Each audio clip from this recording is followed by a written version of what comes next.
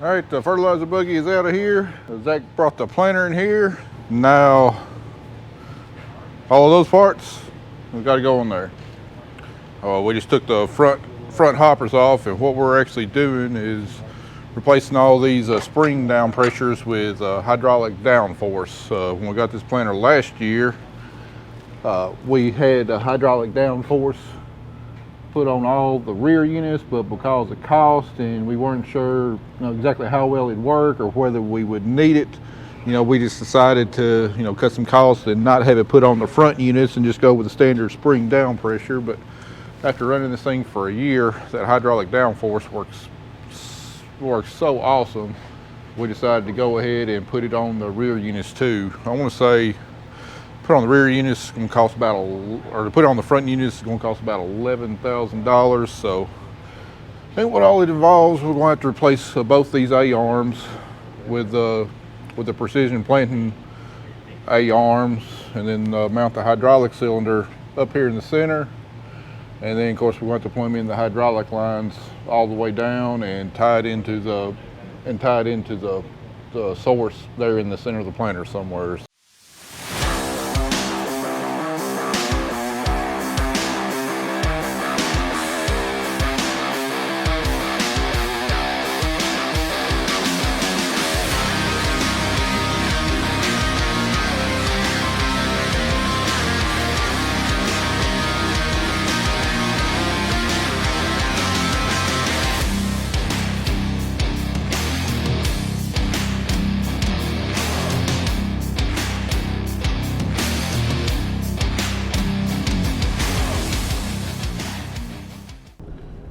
We're a little icy this morning, and it's still not quite done, but thankfully the Armageddon that was predicted hadn't happened, or at least not yet. I'd say we got about a third of an inch of ice on all the trees and everything, but just like I figured, spending that half a day yesterday getting my generators going, and spending about 45 minutes last night getting some firewood in and out of the dry. It had its preventative effects, so we still got power.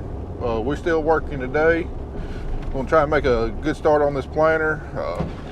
First thing before it gets any worse out here, I'm heading to about 45 minutes north to Bradford to the Kinze store and getting a whole new set of lock nuts and a couple other little miscellaneous parts for this planter.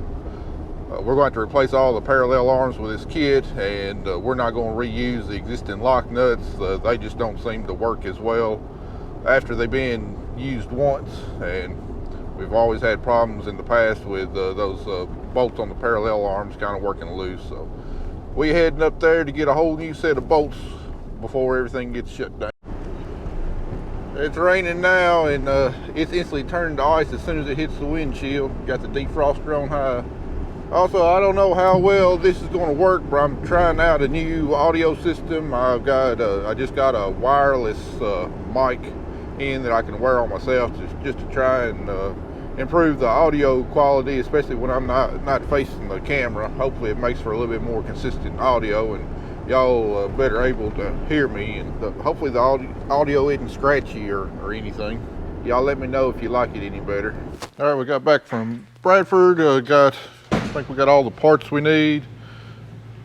We got everything out of the box and got them organized. We got all upper and lower parallel arms we got to change. These are the brackets for the cylinders. We got the hydraulic cylinders in the box there. All our hydraulic hoses and stuff. So that's going to come a little bit later on. What we're doing now is, first thing we've got to install are the load cells on the depth control. This is what actually measures the amount of downforce that's on the gauge wheels to tell the hydraulic downforce if it needs to add pressure or lower pressure. So all of those are tucked way back up in here. So I take the gauge wheel off and everything, and in the meantime, while we're doing that, we're going to make sure all of our disc openers are shimmed properly. We got some scrapers we got to replace. We're going to make sure our gauge wheels are shimmed properly too. And then once we go through and install all the load cells and make sure all the gauge wheels and disc openers are shimmed up properly, then we'll go about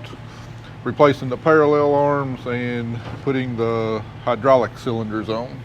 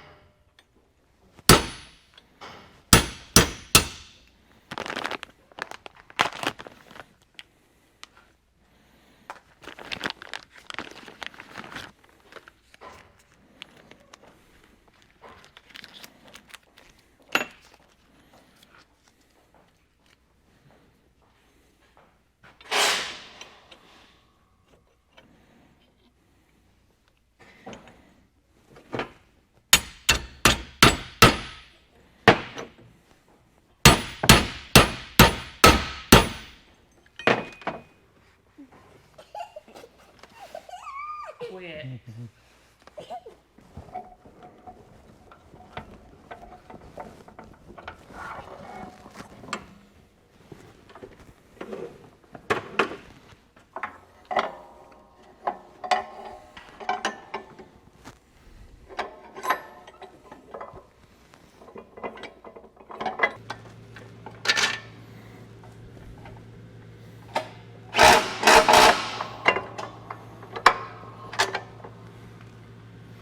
All right, so after pulling a lot of these depth control handles out, we got quite a few of these pins that are broken. In fact, this is not broke, but I can see a crack right there. It's not far from breaking. Here's the remnants of one. After 1 year of use, had to send Zach back to Bradford to get a whole new set of them, because I'm not going to put these used ones back in. But hopefully this hydraulic downforce will help, will alleviate that problem, because what happens is all the pressure of the unit, the downforce on the unit, is on this pin right here, and with the springs there's no adjusting the tension as you're going through the field, and as the units go up, like maybe over a terrace, or just the contours of the land, as the unit goes up, it's putting a lot more pressure on this pin, and the hydraulic downforce will be able to measure that, and we'll be able to adjust the down pressure on the unit. So hopefully once we replace these and put this hydraulic downforce on, we won't have this problem again. So anyway, we're just waiting now for him to get back with parts so we can start putting all this back together.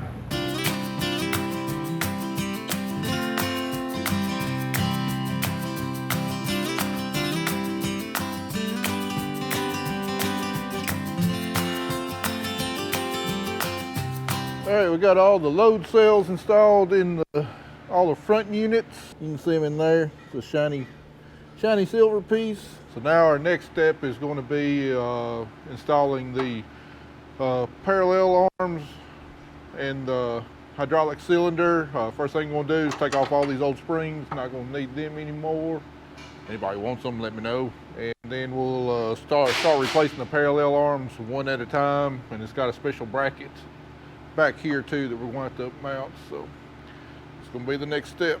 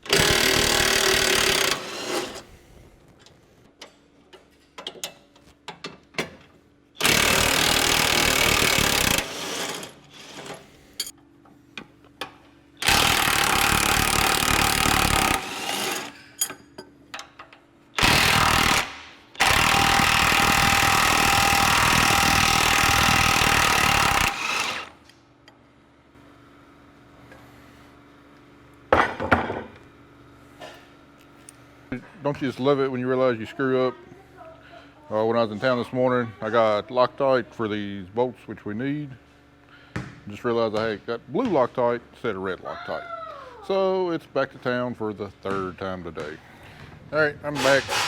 Finally got the right stuff. I don't know why Loctite, all the Loctite's bottles are red, regardless of whether it's red or blue Loctite. It'd be a lot nicer if it was in a blue bottle, prevent mistakes like that. Or I could just paid attention to the details a little bit more carefully and figured it out before I left, but it is what it is.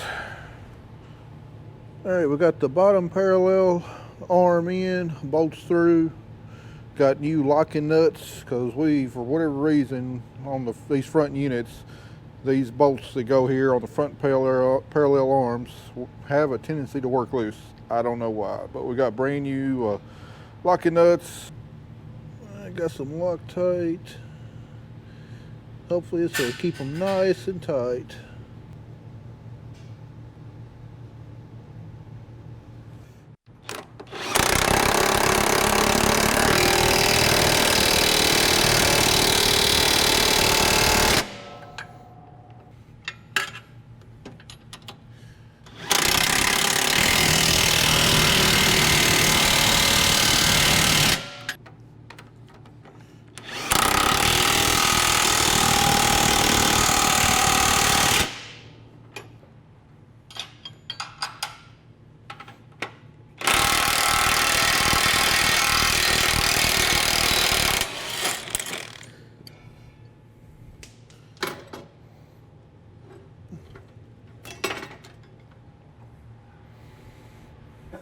All right, now I've got this little special bracket to install here.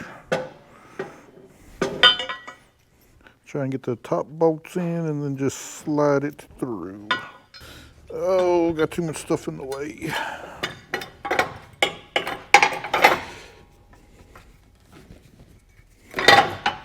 There we go.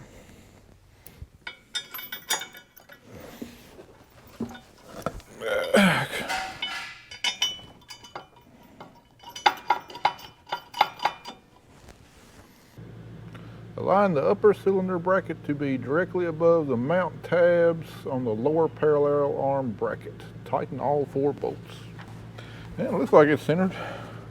Passing the eyeball test.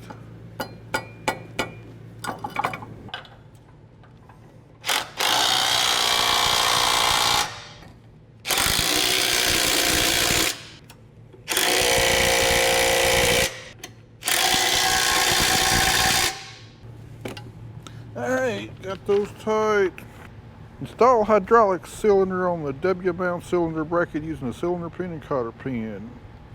Cylinder should be installed with a solenoid facing the planter bar. Alright, let me get a cylinder.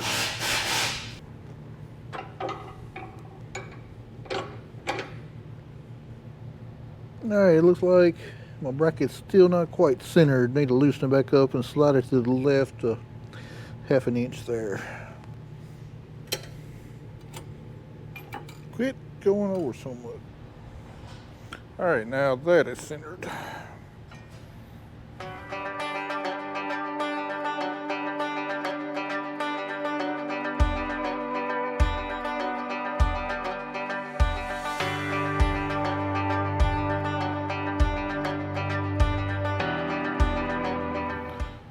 Zach, you ready to call it a day?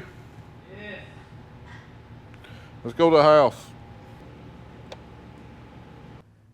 Well, 2 of them already waiting on me, waiting on to be fed. This cold weather don't seem to be bothering them too much. No, they sure are eating a lot. I mean, they've already gone through almost 2 tons of feed, and we still got another 40 days to go. I got some more feed on order. They sure have been eating a whole lot this year. I don't know if that's because they got good appetites or they were already bigger than they normally are when I got them or what, but they clean up every bit of feed I put out there every single day.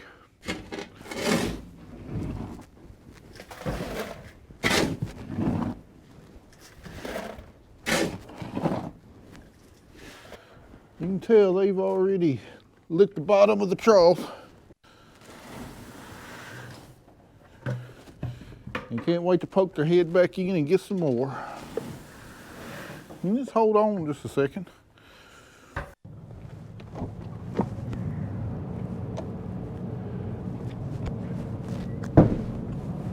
All right, it's pretty dang frosty outside. Friday, we're gonna get back on this planter, try and make a pretty big dent in it today. No way we're gonna get it done with everything we gotta do, but this will probably be our last day in the shop until at least the middle of next week. It's supposed to be brutally cold next week with highs maybe around 25 degrees or so, and it would cost me an arm and a leg to heat this shop up Monday and Tuesday of next week. So we're gonna try and get as much as we done today as we can, and we'll revisit it, try and finish it up probably about middle of next week. All right, pick up where we left off yesterday. This top parallel arm on, and then we'll get the cylinder hooked up, and then this unit should be complete.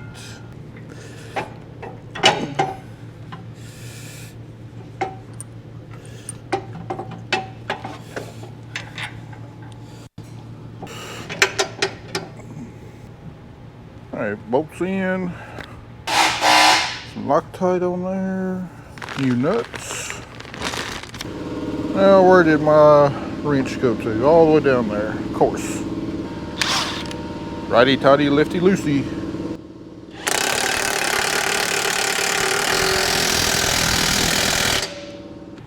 All right, just called the tech that installed the rear units last year, and he said that you're not supposed to hook the actual cylinders up until we get it hooked up to the tractor and all the hydraulic hoses and go through the monitor and run a purge on it. So I guess it kind of makes sense. So I guess we got this unit done for now until we get all the units done, and we can get the tractor down here and hook it up to the hydraulics.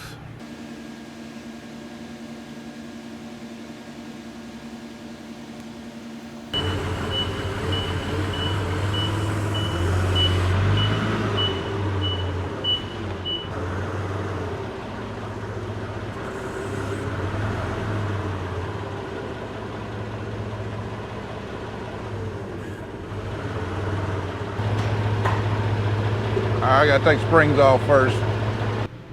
We'll do the same thing to number 2 that we did to number 1. Tell you, one of the things that I really like about this planter, about the Kinze design, is that the thing is so dang easy to work on. With splitter units on the front of the toolbar, and then you got the rear units on the back of the toolbar. I mean, look, we got plenty of room in between the row units to just get in here and work. And with it up on the transport cradle, I mean, everything is right here. There's no bending over, there's no crouching, no trying to fit into real tight spots. Do the same thing to the front units that we can the back units. So this is one of the easiest planter designs to work on. Now, when you get up above the toolbar, I mean, stuff starts getting pretty busy.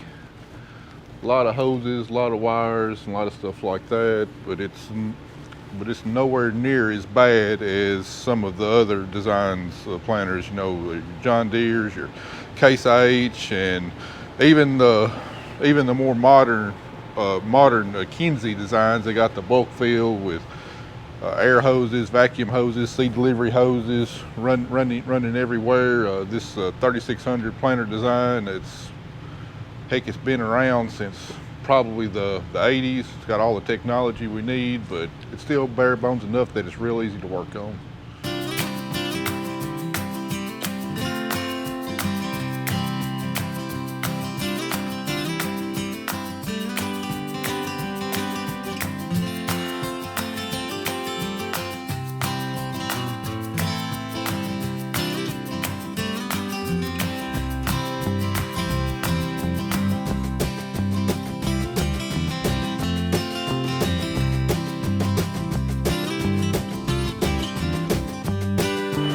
Well, we got about half done with the unit so far. Well, I sure could use a bigger shop. It gets mighty tight in here with this equipment. As you can see, we can't, shop's not long enough to have the tractor still hooked to the planter while it's in here.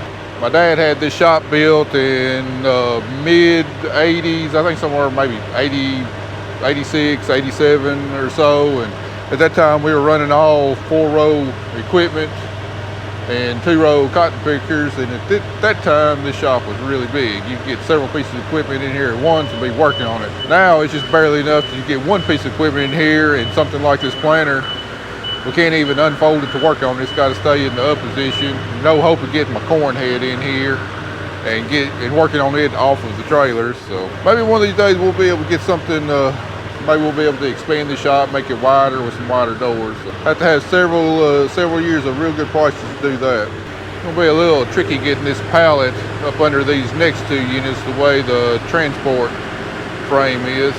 Back out and come over this way a little bit and cut it hard to the right. All right, up.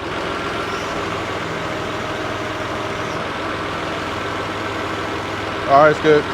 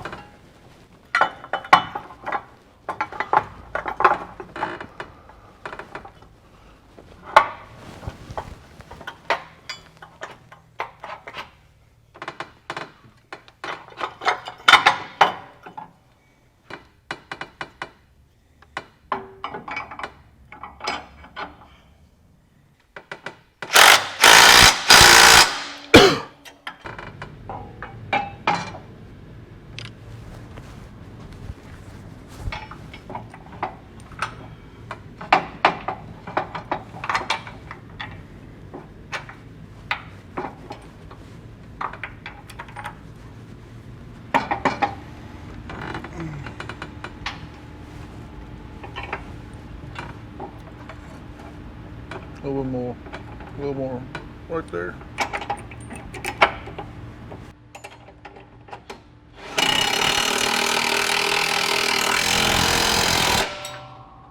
Someone's enjoying this propane heat while it's cold outside. Aren't you, Drake?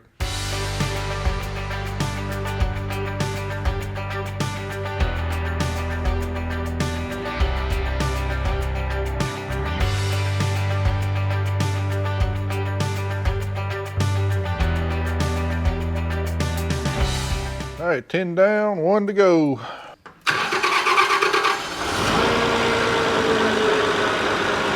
Great.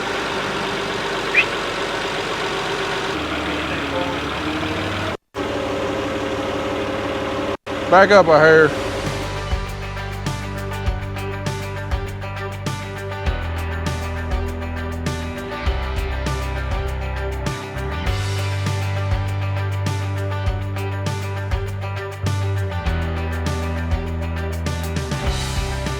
All right, we got all the hydraulic cylinders and brackets and hardware mounted. Next step is going to be installing all the hydraulic hoses from cylinder to cylinder. Got 3 hoses each to go on there.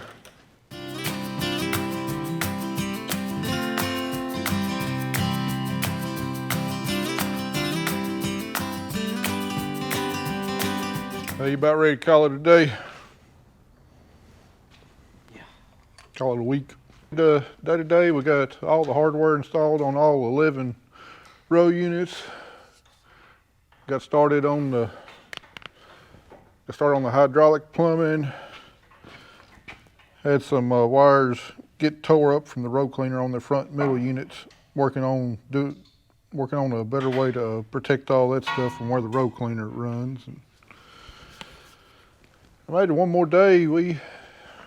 If everything works whenever we hook it up, one more day we should be done with this thing, getting it on out of here. So, anyway, we'll be back again in a few days.